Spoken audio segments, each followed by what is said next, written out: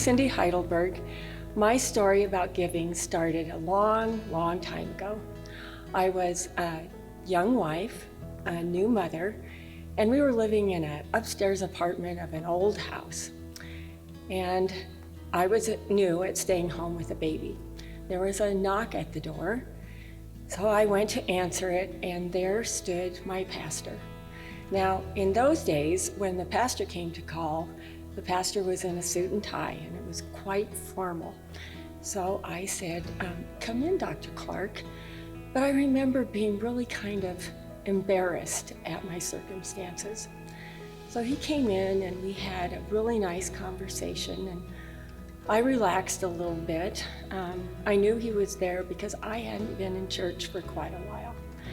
So eventually we talked about me coming back to church. And I finally said to him, I can't contribute. I don't have enough money. I can't give anything. And he looked at me and very sweetly said to me, it's okay. There are others who will carry you. And someday, when you can carry someone too. So those words meant a lot to me then, and they mean so much to me now and many times in my life. I have been able to give more as time goes on. I'm very fortunate that I've been able to give and hopefully carry others.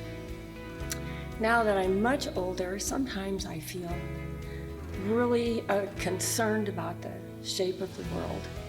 And I think, what can I do? I feel helpless. What can I do? And then I thought about what Dr. Clark said when he said, someone will carry you and someday you can carry someone. My hope for our church, for the community of faith, is that we can be a light, a beacon of hope in hard times, and that the church will continue for many generations. So I can do all I can to give all I can to carry our community of faith forward for the future.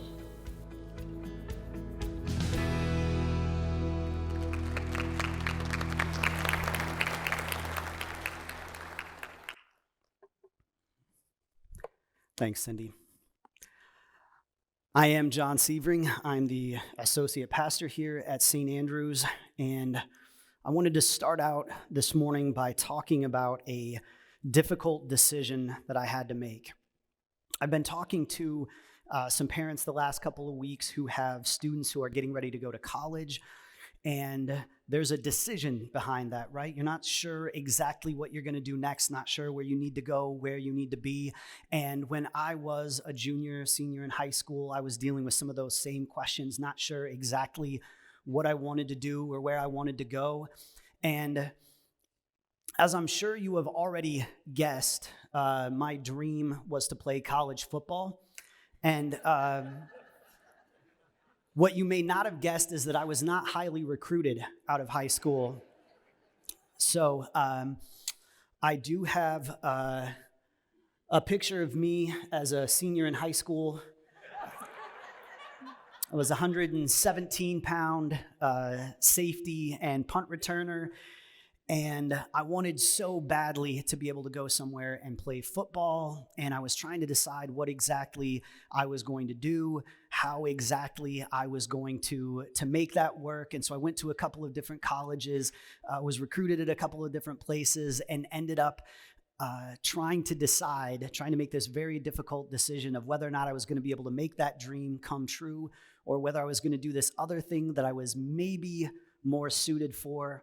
Was going to run track at a small college called York College, and I was trying to figure out exactly what the right decision was, right? I knew that there had to be one right answer to this question, and I thought, you know what? I'm sharp. I can figure this out. I can figure out what the one right answer to this question is. And so I started out by making up a pro-con list.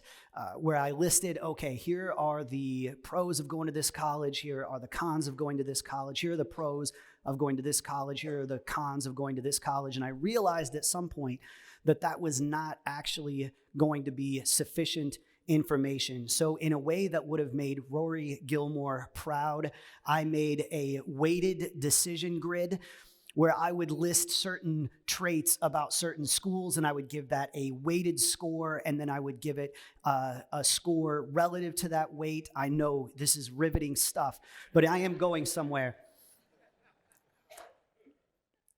So after the weighted decision grid, there was an answer that was pretty clear, and still I wasn't necessarily comfortable with my decision.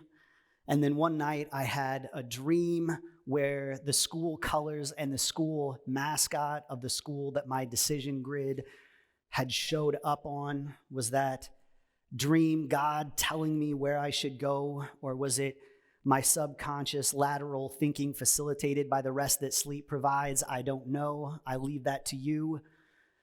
But I did decide to go to York College, took a track scholarship, and it paved the way for my college education. I met my best friend and my wife there. But I didn't finish there because it wasn't the one right answer of this is exactly what I was supposed to be doing. There isn't necessarily one right, perfect answer. And a lot of the most important questions that we face in life when we are asking what is the one right thing to do, what is the one right answer to this question, when we are talking about our faith, when we are talking about our morals, when we are talking about our government, when we are talking about our church, when we're talking about our money, when we're talking about our resources, we want to know what is the rule, what is the one right thing to do. But I think that's the wrong question. There's a famous quote based on a sermon by John Wesley that says, "Do all the good you can, by all the means you can, in all the ways you can, in all the places you can, at all the times you can, to all the people you can, as long as ever you can." And the language that I think is fascinating in that quote is that over and over we say, you can. There's this emphasis on what you can do. Not everyone can do the same. Not everyone, not each person can do the same thing in all times and seasons in our life. There are different times and seasons in life where what we can do is different. And we see this in the lives of followers of Jesus throughout Scripture. And I think my favorite is the stories of Peter, one of the very first disciples, and his commitment, how his commitment to God looks different at different seasons in his life. So we're going to be in Luke chapter 5 this morning, if you want to turn there with me, or if you want to get your phone out and find it on your phone. I promise I won't be upset about it. We're going to start in verse 1 and go to verse 10. Once while Jesus was standing beside the lake of Gennesaret, the Sea of Galilee, and the crowd was pressing in on him to hear the word of God, he saw two boats there at the shore of the lake. The fishermen had gotten out of them and were washing their nets. He got into one of the boats, the one belonging to Simon, Peter, and asked him to put out a little way from the shore. Then he sat down and taught the crowds from the boat. When he had finished speaking, he said to Simon, "Put out into the deep water and let down your nets for a catch." Simon answered, "Master, we have worked all night long, but we have caught nothing. Yet if you say so, I will let down the nets." When they had done this, they caught so many fish that their nets were beginning to burst. So they signaled their partners in the other boat to come and help them. And they came and filled both boats so that they began to sink. But when Simon Peter saw it, he fell down at Jesus' knees, saying, "Go away from me, Lord, for I am a sinful man." For he and all who were with him were astounded at the catch of fish that they had taken. And so also were James and John, sons of Zebedee, who were partners with Simon. Then Jesus said to Simon, "Do not be afraid. From now on you will be catching people." When they had brought their boats to shore, they left everything and followed him. May God bless the reading and hearing of just a portion of God's word. Now, I love Peter, primarily because he has what my mama would have called a smart mouth. He's always shooting his mouth off. He's always getting himself into trouble. But that's because Simon Peter is always making bold moves. He doesn't always get things right, but that isn't because he isn't trying. He's acting out of faith and not out of fear. He is trusting and he is not timid. I'm not always like that, but I want to be like that. And so I love reading these stories about Peter and how he doesn't always get it right immediately, but he continues to grow up in the faith. And so he does that primarily here by responding to God's call. Jesus calls Peter to increasing levels of service and responsibility, and it starts out with Peter just doing his job. At first, God calls Peter to faithful work. This is slow and steady work. It's not big and flashy. Peter is working as a fisherman. I think we have an image here of the kind of boat that Peter would have been in. This is a replica of what's called the Jesus boat that was found in the Sea of Galilee within the last 20 to 30 years. And you'll notice that it's not a huge boat. It's relatively small, and this is the kind of operation that Peter would have been running, where he was out putting his nets out, catching some fish, selling it, and using what he had to serve others. He was just trying to make a living. He was just trying to be a good and faithful Jewish business owner. He was just trying to live up to the prescriptions and standards laid out for him in the Hebrew Bible. And then Jesus calls him. Jesus calls Peter to something different. And he called him to intentional discipleship. He said, "Follow me and I will make you fish for people." Now, this took a significant life change for Peter. He had to do things very differently than he had been doing up to that point. He had to leave his boat. He had to leave his business. He had to leave the life that he had known. And he spent his time following Jesus, learning from Jesus, watching how Jesus did things, what Jesus did, how Jesus would serve others. And Peter was not able to do that without rearranging his life in pretty significant ways. And Peter might have thought, as he was answering this call, as he set aside his nets, as he left his boat, he might have thought, this is what I am going to be doing from here on out. Jesus has called me to this thing, and this is it. This is what I'm going to be doing. I'm going to spend the rest of my life doing exactly this thing. But then there's another story we hear about Peter's calling from Jesus in John 21.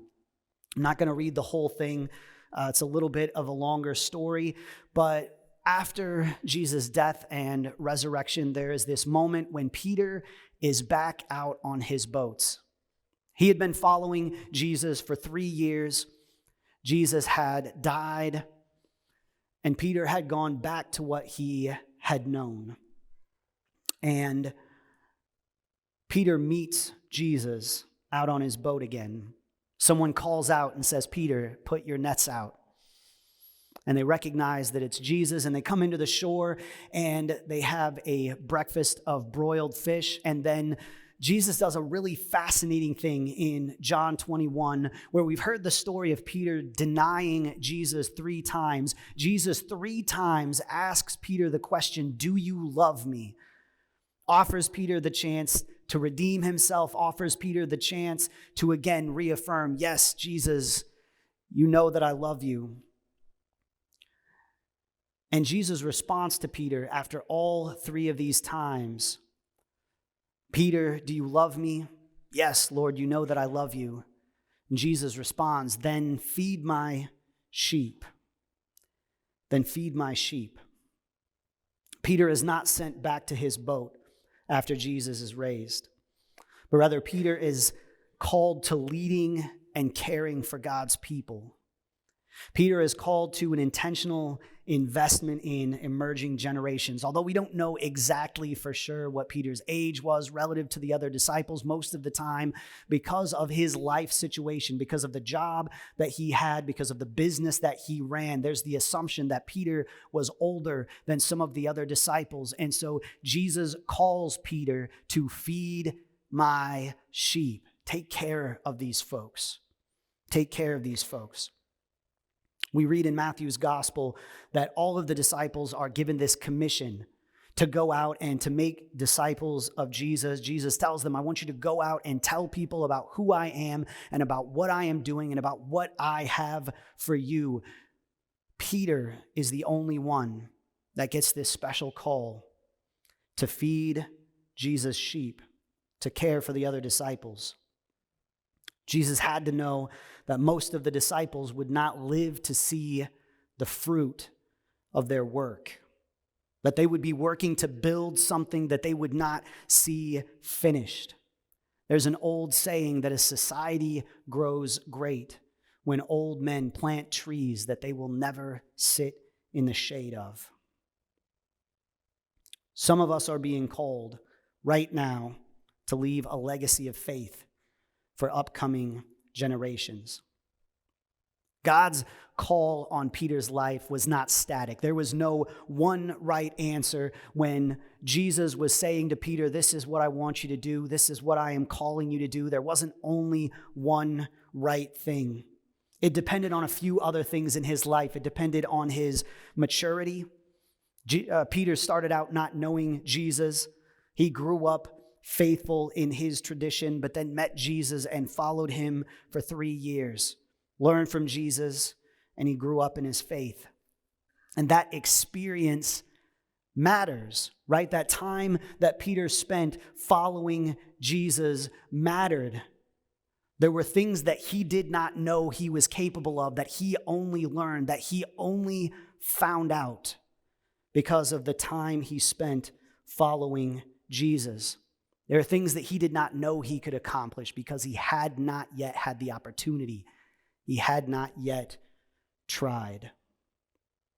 I saw a meme this last week talking about what different creatures in God's kingdom are capable of and how they know, like a bug walking up the side of a wall. Are they born knowing that they could do that?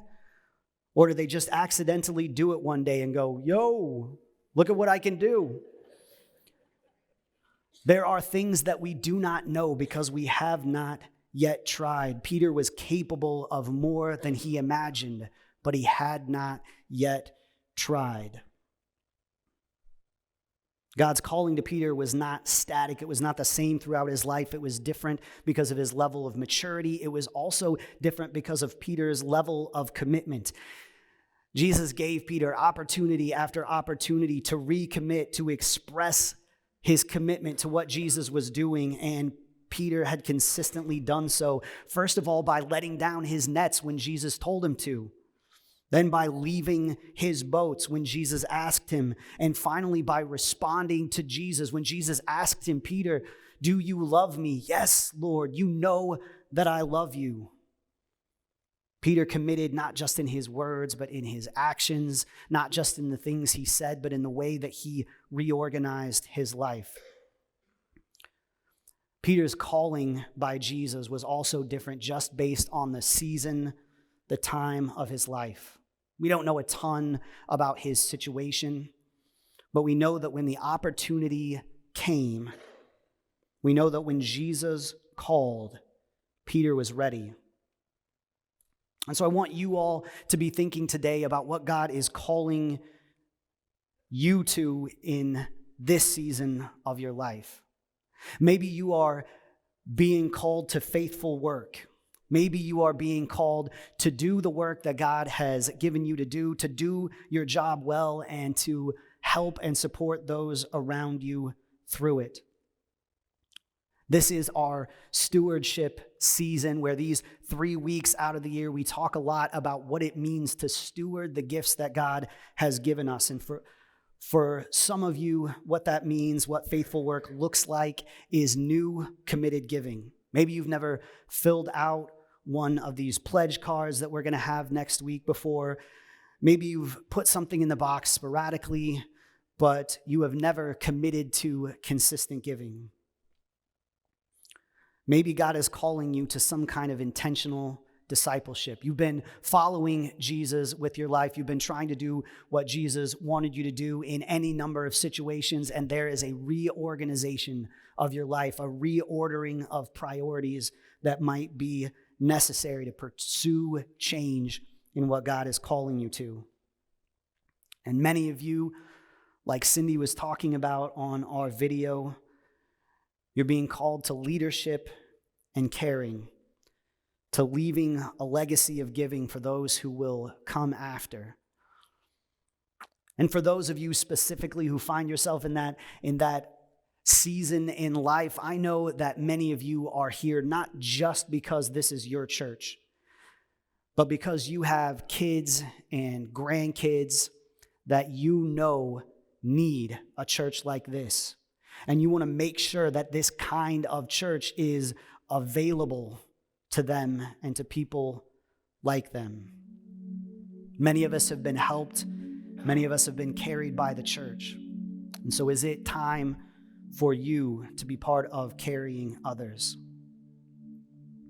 Now, I realize it's difficult. It is tough talking about money. We just don't like doing it. And I want to assure you, I would not dare, except for the fact that I really, truly believe in what God is doing here at St. Andrews.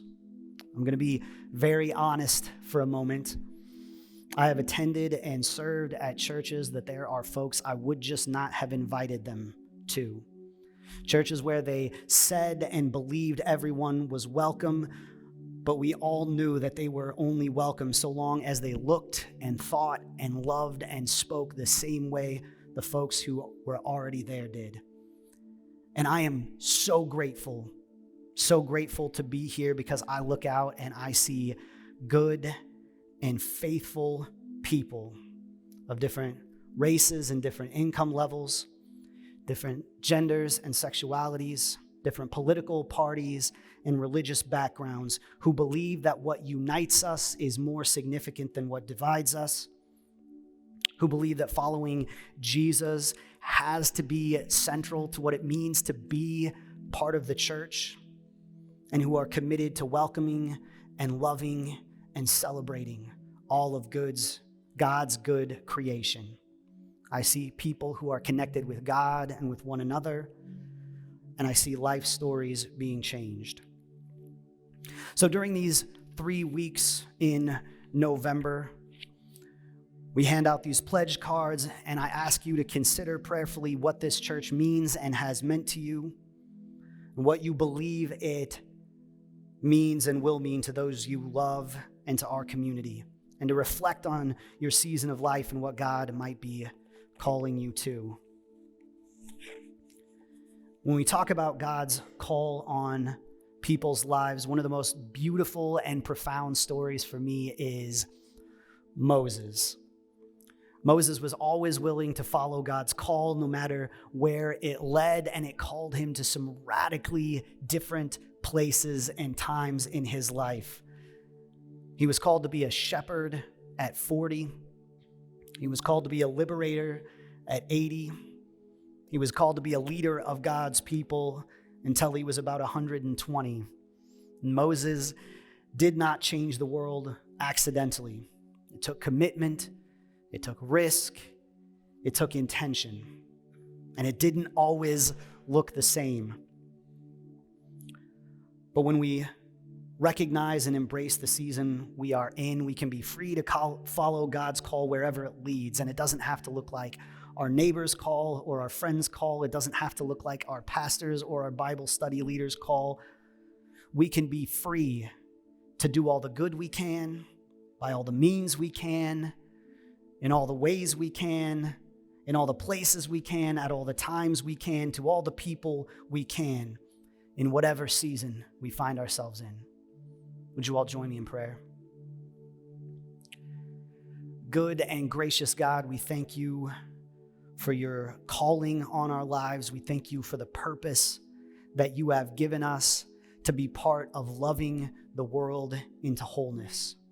And we thank you also for the seasons that we are in, whatever season that might be for each individual here. We recognize that there are gifts of different seasons. There are gifts of freedom, gifts of responsibility. There are gifts of service, gifts of ability. We ask that you would give us quiet and stillness to listen for what you're calling us to. We ask that you would give us guts and strength to follow you where you call. And we thank you always, most of all, for Jesus, who taught us to pray, saying, Our Father, who art in heaven, hallowed be thy name. Thy kingdom come, thy will be done on earth as it is in heaven. Give us this day our daily bread, and forgive us our trespasses, as we forgive those who trespass against us. And lead us not into temptation, but deliver us from evil. For thine is the kingdom, and the power, and the glory forever. Amen.